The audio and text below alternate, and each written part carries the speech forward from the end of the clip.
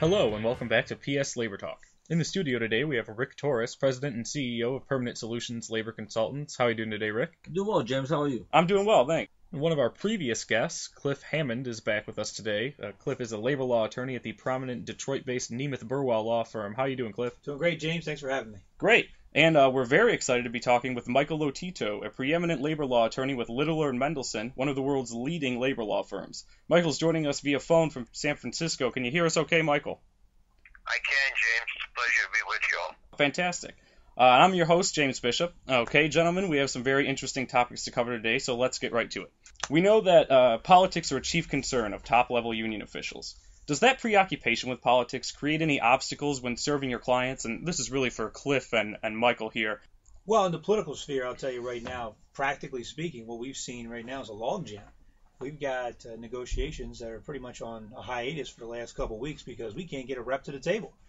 They're so involved in both the national and state elections here that we're just having trouble getting these guys there. We're having problems that unfair labor practices will be filed, and then they're just kind of dragging their feet because the union's just not pursuing it or not available for hearings. So as a practical level, from the top down, you've got problems in negotiations. You got problems getting stewards to come to grievance meetings. We're trying to push through some necessary economic realities that have to get done, and the politics get in the way, and that's just a practical reason. And of course, you've got the big picture, 30,000 feet above the ground, what's going on, and obviously you see the changes coming down, and employers want to know. My clients want to know, can we do this, can we do that? And to a certain extent, we're seeing a lot of changes at the board. We're seeing some questions come out. We're seeing some things that are in the courts right now that specifically are causing some trouble, and we just got some little bit of guidance coming out here just in the last couple of days about at-will employment in non-union settings. But in the union areas, we're seeing some traditional ideas and concepts about whether when you have a termination of a contract, can you go ahead and stop dues deduction. That's going to be pending. And so, that's all a byproduct of the political process. And so from the political sphere, when you have people that are in the politics and they're making rules, it causes problems for our employers. From my perspective, having done this for about 4 years, when I started out, unions focused in on organizing, negotiating contracts, and making sure that those contracts were administered. And today, unions focus in on politics. And I think that Cliff's comments that you can't even get a union rep or a steward to the table because they're out knocking on doors and doing what they're doing is certainly a concrete example of that. One has to wonder whether all of this political activity is yielding the kind of return on investment that they're looking for. I guess we'll know more about that on Tuesday, whether or not organized labor says, we spent $800 million over the last 2 cycles and all we got was this lousy T-shirt. So we'll see. But, practically on a local level, the way I see their influence impacting clients is especially in corporate campaigns, because sometimes unions have been successful in getting people that are sympathetic to them or former union officials elected to zoning boards or other kinds of groups that can put pressure on employers, potentially investment from union pension funds. And of course, there are more and more union officials that are being elected to local legislatures, which have an impact on pensions in particular. So there's no question that there's an impact. Well, I agree with you, Michael, and both you and Cliff also. When I lobbied in Washington D.C. for a couple of years at the beginning of my career when I used to work for the unions, and I will tell you that that they gear up all year long for the presidential elections. They gear up all year long. Everything that we used to do when I worked on the other side, when I worked with unions, was all geared up for the presidential elections and for the state elections. So, I think most people understand that was one of the biggest causes of how they used their dues money that put a split between the AFL-CIO and now we have another federation called the Change the Win Federation. So that was one of the biggest causes of that breakup because of the AFL-CIO wanted to put all its money into politics. And, like you said, Michael, hey, we spent $800 million and all I got was this T-shirt. That's the same thing that Andy Stern was saying, and one of the reasons why he led to that breakup. I will say, when I worked with SCIU before coming over to management side, there was a reality. The business agents were being told point blank, you need to sign people up for political action committees. Get them in there, get your PAC money, get people signed up, and it wasn't necessarily a quota, but if you weren't going to meet it, you're not effective, because we can't get the political changes we're going to need to get the rules changed the way we want them to be changed. And that shows you that it's real. When you're telling your employees, if you don't do this and you don't get us the political leverage to do this, then we don't need you. I don't care how effective you are as a rep at the table with the benefits. I need the politics.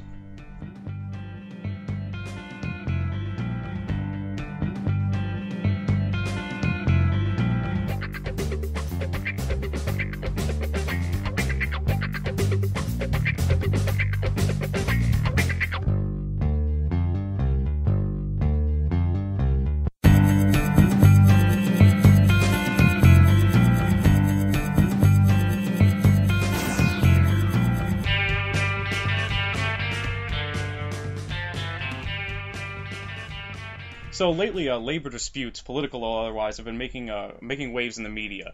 I'm thinking specifically of those SCIU strikes in the Southwest, the Chicago teacher strike recently, actually a lot of teacher strikes around the country. The media really latches onto this, and it might blow it out of proportion. It might do a better job of letting us know what's going on, but what do you feel like the popular opinion in that media coverage, do you feel like those have any effects on labor relations? I'm thinking more of a term of atmosphere here. When you're dealing with clients, do you see an increase in union organization? Do you see a decrease? Can you elaborate on that a little bit? I haven't necessarily seen an increase in union organization, but what I have seen is an increase in the use, or at least the leverage, of strikes and pickets, but more importantly, using some of the new rules to try to gather negative attention with your stakeholders. For instance, there's been some decisions from the NLRB recently that basically have said things that you would think is a picket, they're not really pickets. You're just out there, you're just doing a demonstration, you're just, pamphleting, leafleting, you got a giant rat in front of a place. And what we're seeing is a lot of threats from people at the table saying, it'd be a shame if we got out here, we made a big racket here in front of your customers. We don't want to do that because a lot of your customers are union employees.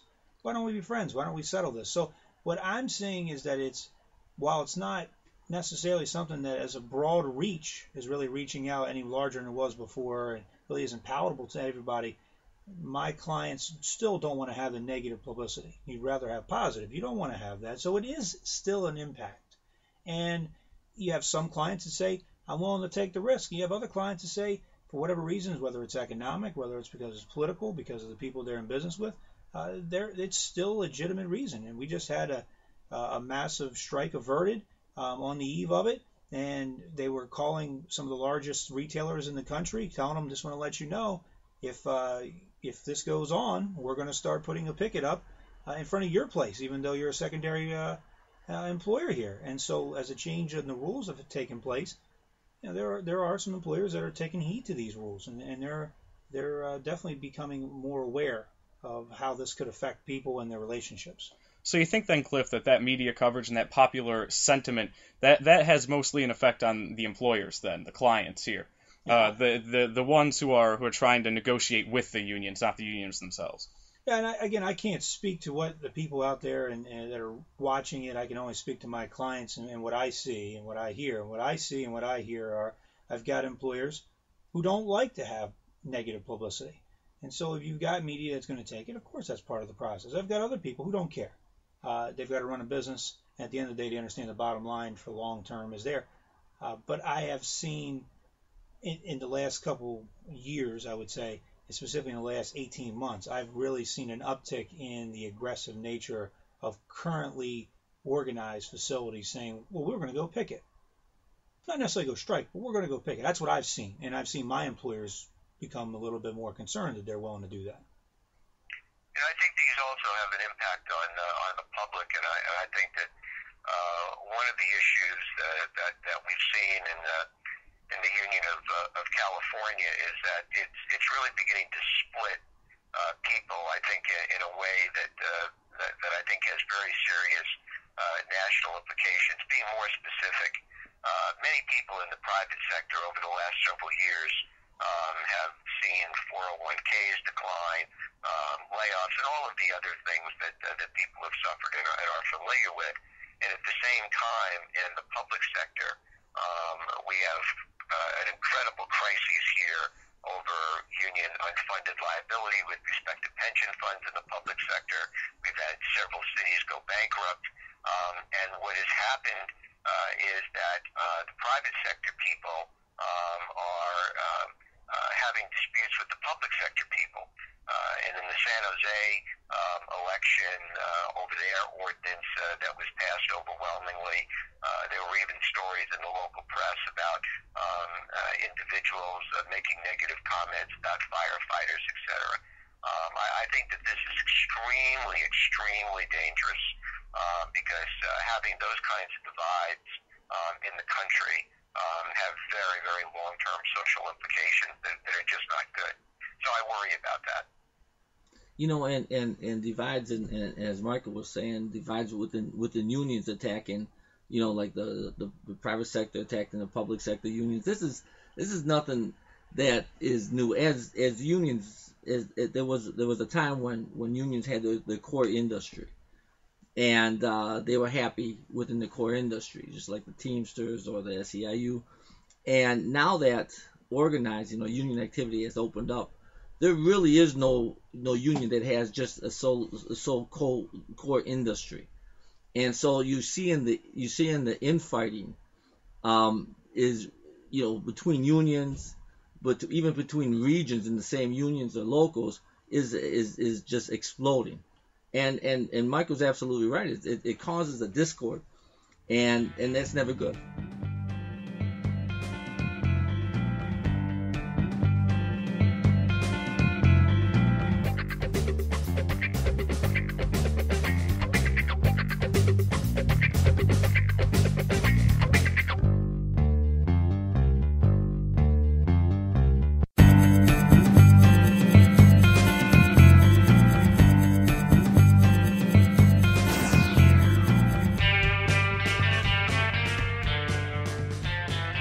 A lot of proposals around on the ballots that are labor related, some labor friendly, and some of those I'd like to touch on. Cliff, I hopefully have something to say about this here. In Michigan, Prop 2 has been a big talking point in the media lately. It's on a lot of people's minds, a lot of signs on lawns here. Can you tell us a little bit about Proposal 2 and what that would mean for us as a state? Well, here in Michigan, Prop 2 is a big deal because if you think about it, it's a fundamental change in the way things have been going lately nationally. You see other states, including Indiana, go to a right-to-work state. Here in Michigan, there have been a number of legislative actions that have tried to curtail the financial difficulties, I think Michael was talking about it, that they're having in California. And public employers across the state of Michigan are faced with the same realities everybody else has. So when you're getting pushed back, essentially the unions have to do one of two things. They either have to take it, or they got to fight back and go for the home run. And that's essentially what Prop 2 is. It's the home run. It essentially says we're going to amend the Constitution of Michigan so that people have the right to bargain, which seems like a pretty novel idea for the 1930s, not for the 2012. But what it really means is there's going to be a law on the books that says that you as a legislature, the people of the state of Michigan, cannot, either on the state or the local level, pass any law that conflicts with a collectively bargained agreement. So if you've got a contract, you can't in any way stop the rights of that contract by legislation. Now, on its face, it seems, well, that seems fair. But in reality, well, let's think about some of the things that would be implicated by this. There's an estimate of about 170 laws currently on the books that will be gone, or at least in jeopardy of being gone. It's a lot of laws. Which ones? We're not even sure yet because the law is so broad, so vague. I mean, anything that's not just in the contract, what about a past practice? What about a practice that's been accreted to a contract? So every contract could have a different rule that invalidates a particular law, and that's a problem. The second thing, obviously, is you've got some legislations here in Michigan. You've got a Republican governor. You've got both houses of our legislature are controlled by Republicans, and they wouldn't mind making this a right-to-work state. The governor hasn't really said it's something that's on his agenda, but if he wanted it, it's pretty sure it can go up there. That can't happen under a constitutional amendment because obviously you wouldn't have dues coming out. And so this is really about protecting the lifeblood of having dues so you won't have a right-to-work state. But more importantly, Michigan has enacted a couple legislative proposals, which we'll probably talk about a little bit more, but including they've revolutionized the Teacher Tenure Act here in Michigan. They pretty much changed that to get rid of the job for life status. That was done legislatively. This right to work, this turnover of this Teacher Tenure Act, as well as a change in how public employers in Michigan generally can't strike. So essentially they have certain types of other rights, which is bargaining. And what the public sector unions a lot of times will do historically is they just use time. They use time and public pressure to get a better contract. They set up contracts that have step increases. So even if you don't have a new contract, you get a raise every year anyway. And if your public employer is trying to cut your health care, well, you're not in a rush to get that contract signed for the cut in your health care. Well, under the new law that was signed here in Michigan, just recently, just last summer, what happens is when your contract expires, even if you want to extend it, if it expires by its own dates, once that happens, you don't get any step increases. And if there's any increase in insurance premiums after that date, there is an authorization for the employer to take the money, the difference between the premiums that are going to be required for health care, be taken out of your check. There's no more time. Time is now flipped legislatively. Now this Prop 2 would stop that. And that has been one of the major focuses in negotiations that I've been involved in public sector in the last 8 months since that's gone into effect, is that you've had this practice of political pressure, and now you've got this new law. This law will change that back. You've got public school teachers, you've got firefighters, you've got policemen, you've got other AFSCME represented groups and other groups out there. They are very strong, very politically connected. However, they are seeing all their rights taken away little by little, and Prop 2 will fundamentally change how things get done. You can't pass laws. So you put you in a fiscal situation. What do you do about pensions? What do you do about health care? Well, this is going to really have a strong impact for the future because it's a constitutional amendment. It's going to be extremely difficult to get from underneath of. You know, Cliff, that the driving force behind Prop 2 has been the UAW, Bob King. And what really surprises me is the little amount of information that we hear explaining exactly what Prop 2 is. I mean, we're hearing, you know, the forces that are supporting Prop 2. We're seeing firemen on commercials and nurses, and we're seeing people on commercials promoting Proposition 2. But as to today, I have not heard one commercial or seen much information in the newspapers that are talking about, you know, what Prop 2 really is going to mean if it passes. Prop 2, and this is why Prop 2 is not being advertised.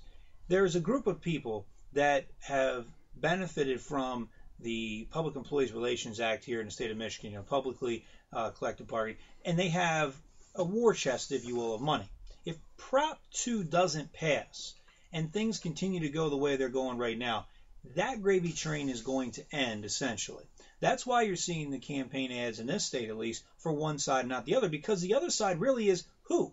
It's the public entities that for years have been giving the other side of the public thing. So who do you have that's going to stand up against it? The Taxpayer Association? I mean, they're not really there. There's Chamber of Commerce people. There are people that understand the concept.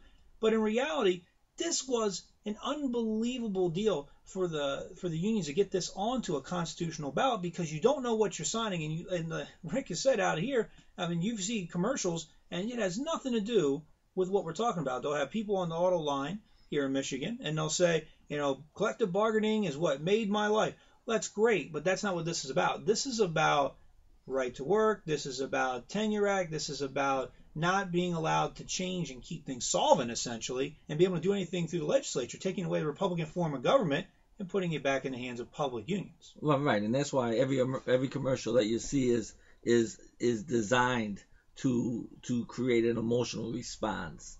Is that this person that's on the commercial is my neighbor, is my friend, is my brother, is my sister, So those are the most effective ads, and I think that's why we're seeing at least Poland and Michigan here for Proposition 2. It looks like it has a good chance of passing.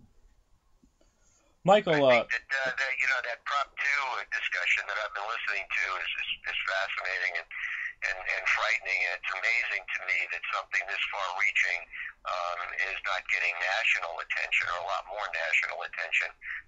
There was something, I think, in the Wall Street Journal the other day, and maybe you could comment on this, that in addition to Prop 2, is it accurate that labor in Michigan also has a challenge focused on some of the candidates for your Supreme Court positions that are open? So that not only would they have the Prop 2 in place, but they would also have a court that would be very amenable to the arguments to try to eliminate these 170-odd laws.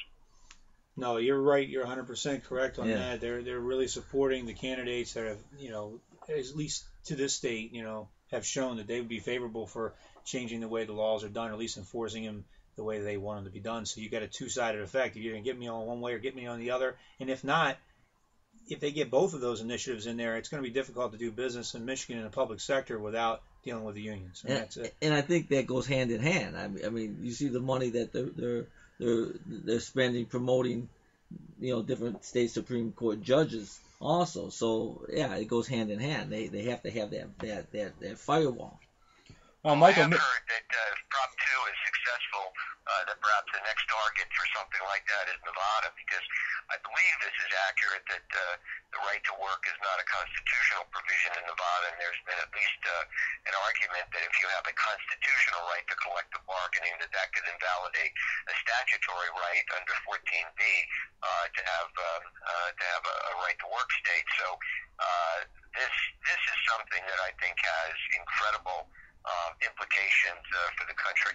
Well, yeah, Michael, I agree with you, and I think whether it passes or not, this is the type of action that we're going to start seeing more and more in the future. What's related to Prop 2? Prop 2 is something that is a fundamental change in the way that you do business. I don't think there's any other way to look at this as being night and day difference. But also on the ballot out here in Michigan is Prop 1, which isn't getting a whole lot. Now, while for whatever reason it's not getting a lot of pro and it's not getting a lot of con, but essentially in Michigan there was a law called the Emergency Financial Manager Law, and it was another way to address some problems. And essentially the governor could appoint under certain circumstances emergency financial manager. They come in, they take over your city, and they have the right to change, modify, or completely eliminate collective bargaining agreements in public sector employers. Now that's a major deal. Now, of course, there were some technical challenges to that, not based on the law itself, but in how it was enacted. And so now that's on the ballot as well, whether they can do that or not. And if Prop 1 passes and the emergency financial manager can come in for a large city, a large county, or some municipality and can do that, the question is going to be, okay, well, what if Prop 2 gets in? So now you're going to have two constitutional amendments that essentially look like they void each other out, because on one hand, how are you going to have a contract that has rights in place, and then you got this financial manager who is going to be acting as if he's a city going against that contract? So now you have legal battles and no clarity. And then that's when we come back again to to the election of the judges, of the Supreme Court judges for Michigan, and how they're going to back the propositions that are proposed or favored by the unions. Michael, Michigan's not alone in those labor-friendly proposals, or labor-related proposals anyway. California's Proposal 32, the Paycheck Protection Initiative, would ban corporate and union contributions to state and local candidates, as well as ban contributions by government contractors to the politicians who control those contracts, and bans automatic deductions by corporations, unions, and government of employees' wages for political use. Now, we all know, I'm sure, familiar with the SEIU lawsuit that was filed and that was, dealt with, I think, since 2007 that's been going on, and was recently ruled that the SEIU was defeated in that case. They were automatically deducting wages from some of their employees' paychecks explicitly for political purposes. Now, do you think that Paycheck Protection Initiative, that the Paycheck Protection Proposal, do you think that'll have a real impact if that gets passed? I think Proposition 32 is enormously important, and another one of these bellwether indicators is just how much power unions have. We were talking a few minutes ago about the emotional attachment of these ads, and it reminded me as I was driving in this morning and almost went over the Golden Gate Bridge because I was advised that the people that are behind Proposition 32 are George Bush, Karl Rove, the Koch brothers, and all of these individuals that just want to have more rights at the expense of the little person. I don't believe that that's accurate. I do know that organized labor so far has put $66 million into defeating Proposition 32. And I find it somewhat ironic that the $66 million have come from the paychecks of individuals who probably have no idea that $66 million is their dues money, which is being utilized in order to try to convince everybody not to support a proposition that would mandate that before a union can utilize dues money for political purposes, they first have to get permission from the person who's given them the money as to whether or not they do or do not support that particular political position or that particular candidate. Right now, in the polls out here, I don't know how reliable they are, but the one that I saw the other day, this appears to be about dead even at 42-42 with a lot of people that are undecided, and there are certainly now TV ads and the like that are coming out that are encouraging people to vote yes on Prop 32. So this is a big deal. Because California, I quipped that it's the Union of California. California is controlled by essentially three entities: the SEIU, the prison guards, and the California teachers, which recently have been rated as the sixth most powerful teachers union in the country. I was surprised that it was only sixth. And if they defeat Proposition 32, then you're just going to see more and more and more of this type of activity, and it relates to the pension situation and the general approach that California politics have taken, which is you can't do anything because essentially those three unions have a veto right against anything that anybody in the legislature wants to do, and it's very, very, very frustrating. And it's something that I think is not only important, quite frankly, to the future of California, but again, to the way the country views unions. Hey, Michael, what position has Governor Brown taken on this proposal? Well, of course, Governor Brown, he, under a semblance that there was quote-unquote pension reform, which is a topic not of a podcast but of a whole webinar, that created the predicates that increased taxes under Proposition 30 should be supported. We're only going to have a quote-unquote, I'm delighted to hear this, it's only going to be a temporary tax increase on the wealthy, but it's only for 7 years, and then, of course, it'll expire. Sure. So in return, of course, for the support on Proposition 30, he obviously is supportive of the defeat of Proposition 32.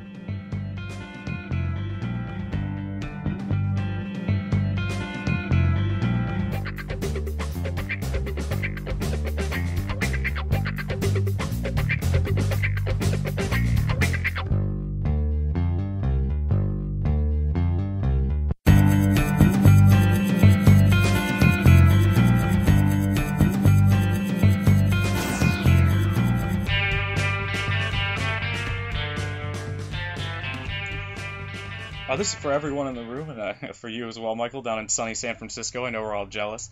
What can you elaborate on relative to political initiatives throughout the country in regards to the future of the labor organizing efforts? It seems that we're in a new labor movement over the last couple years, and especially the last year. We're seeing a lot of labor activity.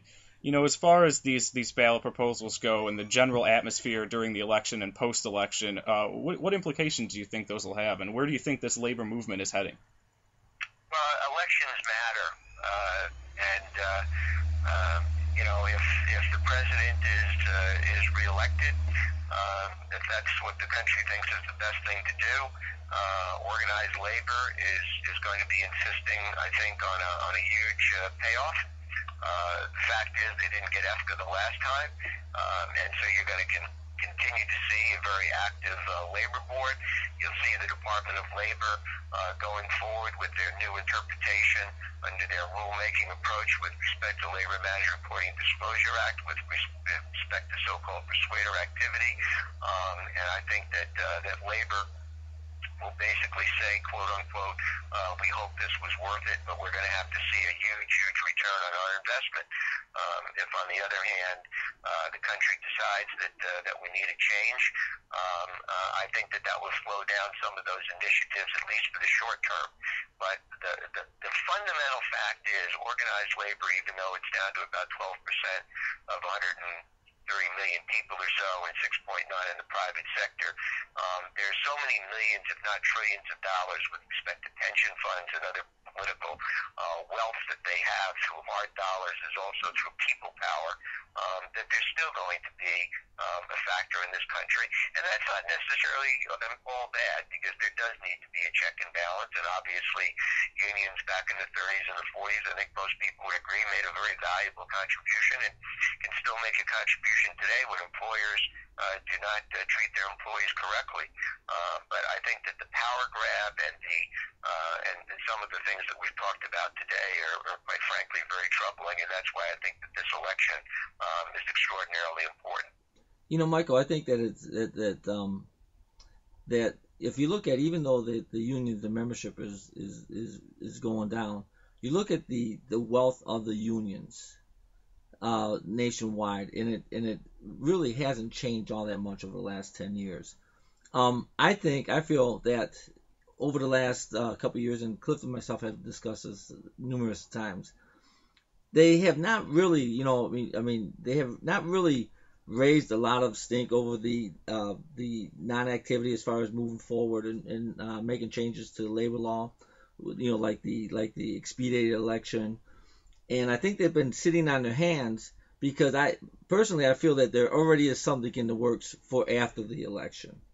If not, and with all my years of experience, 24 years working on the other side, I know in working in Washington, D.C. and around the country, I know that there would be a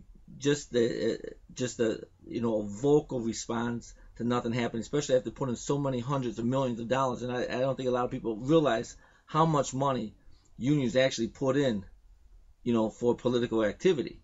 So given that, I really believe that there's something in the works that's going to happen after the election, it being such a close election, and that's why they're waiting until after the election. But I think we're going to see something fairly soon.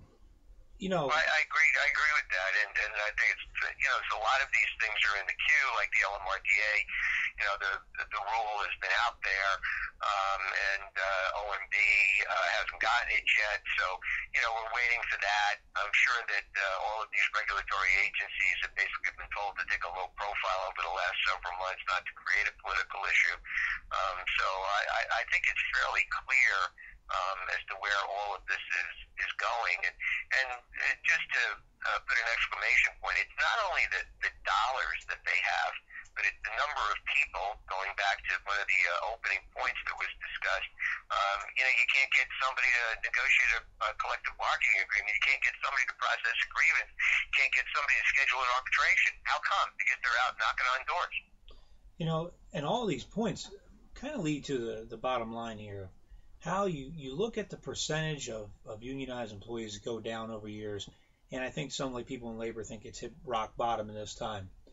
But you invest your money, and what do you get in your investment? If you take a look at the organizing drives that have gone on over the last 10 years, what's been the byproduct? What's been the byproduct of the millions of dollars that have been invested? It appears that this is what the new investment model has been for the last 4 years. You have this Labor Management Relations Disclosure Act. It's sitting out there. It's waiting to happen. And Michael, you're right on point. When that happens, it may be a chilling effect on a lot of attorneys, potentially, to want to get on board and see what they can do. But more importantly, behind the scenes, if you spend money and you're not hitting a new audience, what are you doing? You're selling the same old product to the same old people. You need new people. So you go ahead and you get a president who puts new people on the National Labor Relations Board. You appoint new judges. You put your money in places that are going to have a long-term effect, and you ultimately get your message out by putting postings on the wall. That's still pending right now. But you put a posting out, and people don't even know who you are in some of these states. Some of these industries, they've never seen who's the NLRB. Who are these people? You go out there and you have a quick election. So they don't know who you are, but I've seen your letter on the wall and I don't like what's going on. I call you up. All of a sudden somebody finds out about this. That's a union. They get a quick organizing campaign. You don't have a chance to fight back. If you hire a persuader, you might have to worry about having to pay a heavy fine. Then you're going to start looking at increases in damages now. You're looking at the damages now for terminating employees has gone up as far as the calculation of interest. So you do this new organizing effort that has nothing to do with organizing, has nothing to do with anything except for getting your message. And the message seems to be clear. Let's get a broader group of people. Let's go after people who are non-union employers, and let's take a look at their Facebook and their social media policies. Let's go after their at-will policies. Let's look at how they do arbitration agreements. And they have attacked legally so that the footprint of your money is spent better. And I think it's an investment. It's a political investment that's taken a couple years. You didn't see the fast bang that they expected. EFCA didn't work. But there are other ways to get to the pie, and EFCA, while probably better than some of these, was only one way to get there. And there's no saying that won't happen. We don't know what's going to happen in a couple days. We don't know what's going to happen in 2 years if the current administration continues to be here. But if you do these things administratively, and you start changing at the NLRB, and you get some judges that agree with you on whether something is possible versus reasonable, to say, oh, that's a violation because somebody may potentially think of something, everything you do as an employer is going to be under strict scrutiny, and all of a sudden you're paying money or you're going to trial on the most ridiculous of issues. That's the political pressure that's being put right now that I see. I mean, that's the real political pressure. You don't know what you can do right now because you don't know what's going to happen in the future with the current constitution of the board and some of these judges. Well, we don't know a lot of things, including what's going to happen with the fiscal cliff. So there's a lot of uncertainty right now, and people can handle almost anything as long as they know what the road is like. But it's the old story. If you don't know where you're going, any road will take you there. And I think right now people feel we don't know where we're going, and instead of taking a road, let's just stop. And I think that's where we are. And I think that's one of the reasons why this election is going to go down in history as the election about jobs. And one of the reasons why the jobs aren't being created is because people don't know where that long-term road is.